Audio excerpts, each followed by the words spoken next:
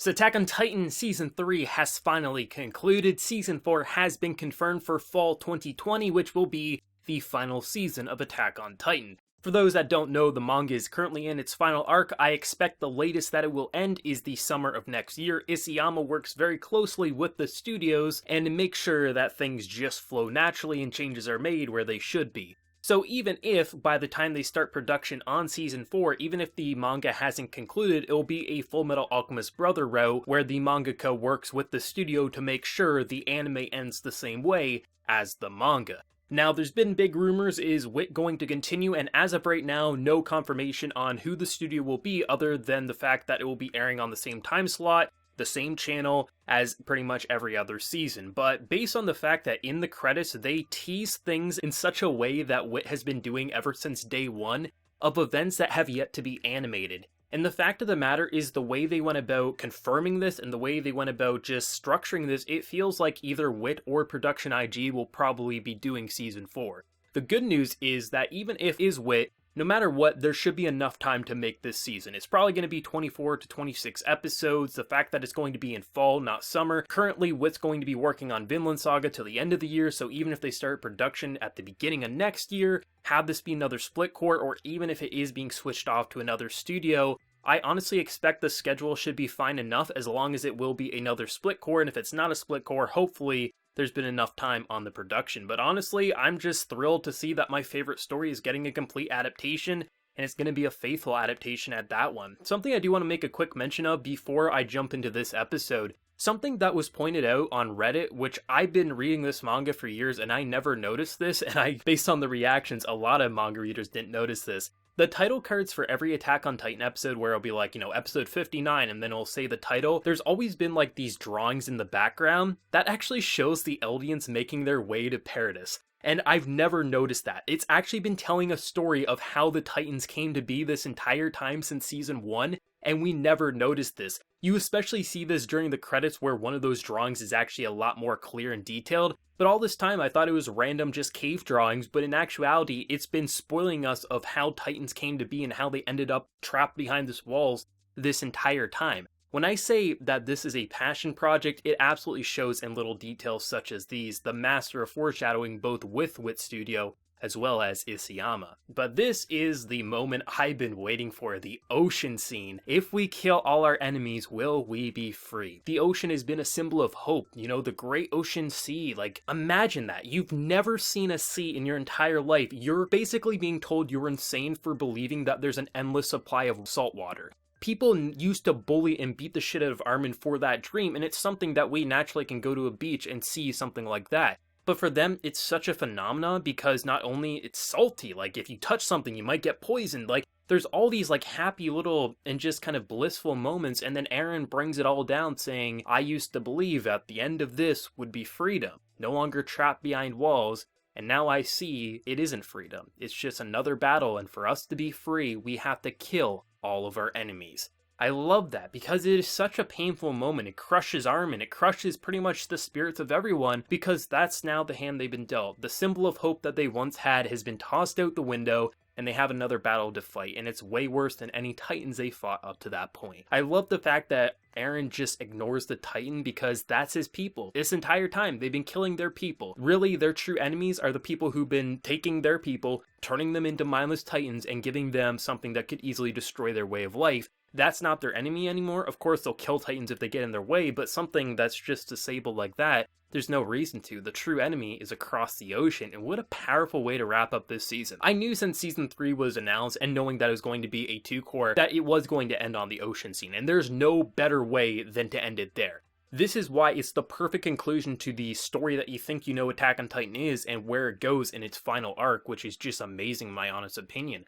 I love just what this episode did because there's so many just still shots and just kind of cheap tricks that this episode does have that I expect will be touched upon in the Blu-ray and DVD releases. But because of everything that we've seen up to this point, just having some classic anime directing of just still image kind of panning around, it almost felt strangely fitting as if this is just such, it felt like melancholy. It just felt so sad and happy and optimistic and depressing. It kind of wrapped up everything because everything that our characters thought they knew about this world was shook upside down, And not only do they now know the truth of the world, that truth, what does that do for you? It just forces you to fight against technology you can't compete against. How are you supposed to live in a world that is so far advanced than yourself? You might have some impressive 3D maneuver gear, but that's not going to do shit against modern tanks and things like that. You just can't do much against that. It's such a crushing realization, and I love how Eren is someone who would gladly give his life 100 times over for the cause, for his friends, for pretty much anyone, for this future that he hopes of, but he has this very painful knowledge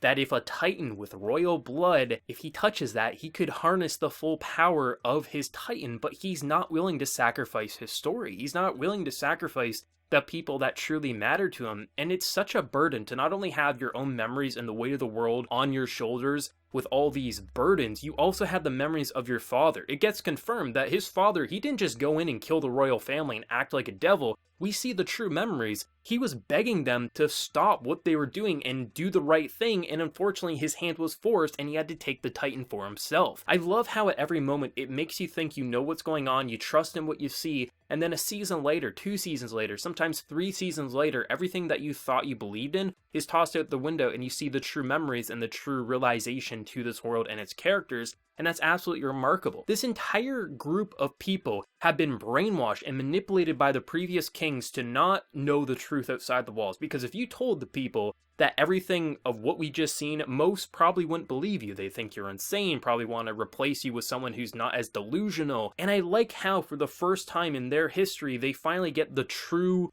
unfiltered truth. And whatever you want to do with that, as it's said in this episode, the taxpayers can do whatever they want.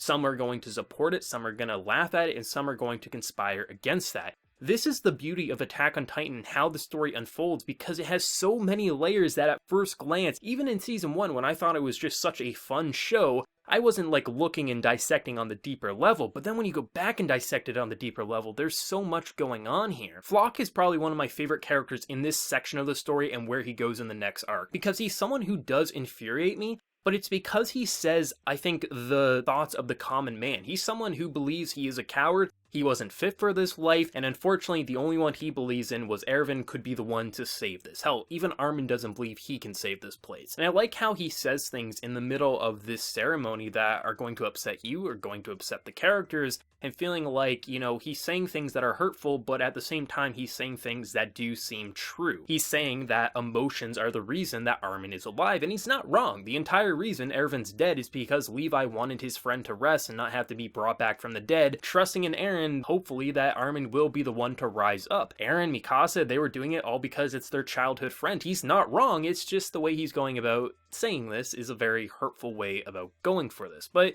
you understand after everything they've lost why he's saying that, and you understand why they're reacting in this way and just saying, like, you know, he regretted joining the Corps when you're talking to someone who very much valued a friend that they just lost. It's very hurtful, and he's a hurtful person, but when you have a normal person who bought into the lie of Commander Erwin and then just seeing where it all went down, you can't really say most people would act any different. I can say I wouldn't be an Eren in this situation. I'd be pissed off and just depressed the same way Flock is, because I wouldn't belong in this situation, which is kind of most of these soldiers. And I just love the tension in this episode, the atmosphere, even when the visuals weren't blowing me away, the voice acting and just the overall musical direction, it really brought out that atmosphere exactly as I was hoping for. And just when I think they needed to make the visuals go above and beyond, especially with the lighting in the ocean scene, that was even better than I was anticipating. I wasn't expecting just their overall unique use of lighting to really bring out such a almost storybook scene that you think is going to be so hopeful and optimistic, to then just shattering depression because Eren is dropping the truth and is just so depressed at this point, and he has these memories, his own desires. Hell, does he even have his own desires anymore? Everything that we knew about Eren and how he operates, is that just his Titan or is that him? It's just such a confusing moment, but it's such a beautiful moment